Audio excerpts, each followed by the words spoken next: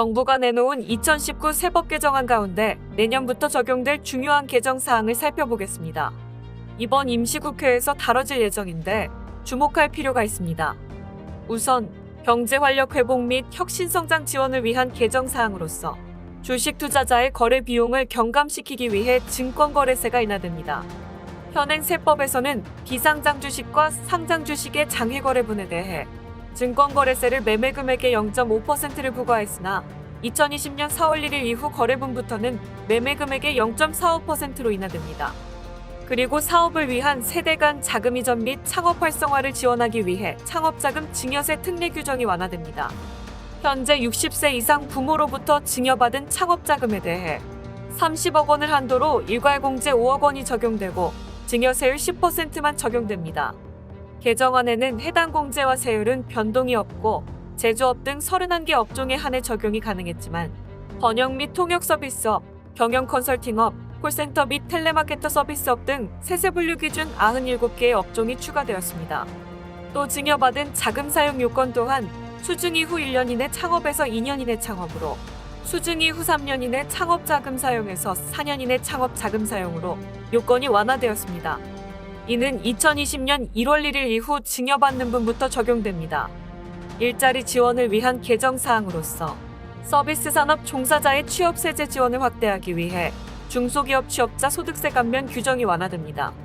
현행 세법에서는 청년과 60세 이상자, 장애인, 경력 단절 여성이 농어업, 제조업, 도매업, 음식점 등에 취업하는 경우 연간 150만 원을 한도로 소득세를 70%에서 최대 90%까지 감면해주고 있는데 2020년 1월 1일 이후부터는 창작 및 예술 관련 서비스업, 스포츠 서비스업, 도서관, 사적지 및 유사여가 관련 서비스업 등 세분류 기준 30개 업종에 취직해도 소득세를 감면받을 수 있습니다. 그리고 근로자의 주택 구입 및 전세 자금을 대여하는 중소기업을 지원하기 위해 해당 대여금을 업무무관 가지급금에서 제외하도록 했습니다. 업무무관 가지급금이란 회사의 업무와 무관하게 대여한 금액으로 대여금에 대한 인정이자를 계산하여 법인세를 추가로 납부해야 하고 지급이자 손금불산입 대상에 포함돼 법인세 계산에 불리하게 적용되는 대여금을 의미합니다.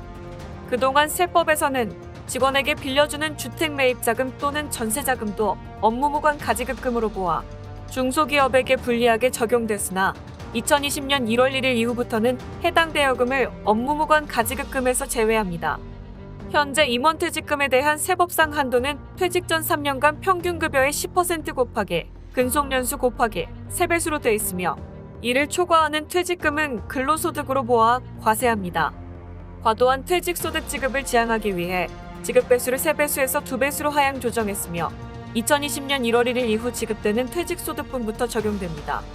이와 함께 과세형평을 제고하고 조세제도를 합리화하기 위한 개정사항을 보면 과세당국이 포착하기 어려운 조세회피 행위에 대한 상속세 증여세의 부과제척 기간을 합리화했습니다. 현재 상속세 및 증여세를 부과할 수 있는 기간이 10년으로 되어 있고 상속 증여세를 포탈한 경우에는 15년 기간 안에 세금을 부과할 수 있습니다. 단, 국외 재산을 상속 증여한 경우 제3자 명의의 재산을 상속 증여받아 보유하고 있는 경우 증여자의 금융자산을 수증자의 명의로 수증자가 보유하고 있거나 사용 수익한 경우에는 10년 또는 15년의 기간이 경과되더라도 위 상황을 안 날로부터 1년 안에 세금을 부과할 수 있습니다. 현행 세법에는 명의 신탁재산에 대해 10년 내지 15년이 경과되면 세금을 부과할 수 없었으나 2020년 1월 1일 이후부터는 명의 신탁재산의 경우에도 10년, 15년 규정에 불과하고 명의 신탁 사실이 있음을 안 날로부터 1년 이내에 세금을 추징할 수 있도록 강화되었습니다. 다만 세법 개정 경과 조치에 따라 2019년 12월 31일 이전에 제척기간이 만료된 경우에는 세금을 부과할 수 없습니다. 이외 조속한 자기시정 유도 및 납세자의 부담을 경감시키기 위해 그동안 법정 신고기간을 도과해 신고한 기한 후 신고분에 대해 경정청구 및 수정신고가 불가능했으나 2020년 1월 1일 이후부터는 기한 후 신고분에 대하여도 경정청구 및 수정신고가 가능해졌고 기한 후 신고 시 무신고가산세를 법정 신고기한 경과 후 1개월 이내 신고 시 50% 감면, 6개월 이내 신고 시 20% 감면이었던 규정이 1개월 이내 신고 시 50% 감면, 1에서 3개월 이내 신고 시 30% 감면, 3에서 6개월 이내 신고 시 20%로 감면율이 조정됐습니다.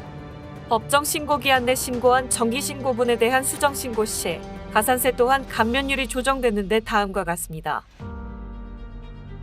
위표에 따른 개정된 감면율은 2020년 1월 1일 이후 수정신고분부터 적용이 가능합니다.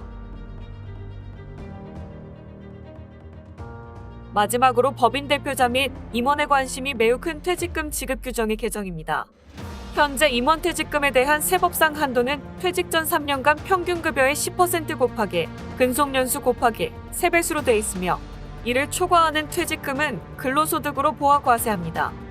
과도한 퇴직소득 지급을 지양하기 위해 지급배수를 3배수에서 2배수로 하향 조정했으며 2020년 1월 1일 이후 지급되는 퇴직소득분부터 적용되므로 임원 퇴직금 계산 시 한도액 판단에 유의해야 합니다.